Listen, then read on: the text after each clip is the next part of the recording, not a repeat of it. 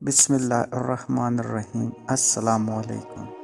ایک شخص ابراہیم بن ادیم سے بحث کر رہا تھا کہ برکت نام کی کوئی چیز نہیں ہوتی۔ ابراہیم نے کہا کہ تم نے کتے اور بکریاں دیکھی ہے؟ وہ شخص بولا، ہاں، سب سے زیادہ بچے کون جنتا ہے، کتے یا بکری؟ وہ بولا، کتے۔ ابراہیم بن ادیم بولے، تم کو بکریاں زیادہ نظر آتی ہیں یا کتے؟ وہ بولا، بکریاں۔ ابراہیم بن ادیم بولے، جبکہ بکریاں ذبح ہوتی ہیں مگر پھر بھی کم نہیں ہوتی، تو کیا برکت نہیں ہے؟ اسی کا نام برکت ہے۔ پھر وہ شخص بولا کہ ایسا کیوں ہے کہ بکریوں میں برکت ہے اور کتوں میں نہیں؟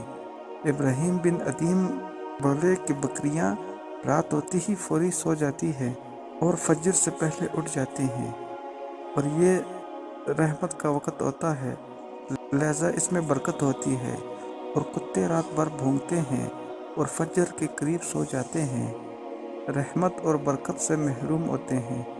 بس غور اور فکر کا مقام ہے آج۔ ہمارا بھی یہی حال ہے، ہم اپنے راتوں کو فضولیات میں گزارتے ہیں، اسی وجہ سے آج نہ ہی ہمارے مال میں برکت ہے اور نہ ہی ہماری اولاد میں، اور نہ ہی کسی دوسری چیز میں برکت رہی۔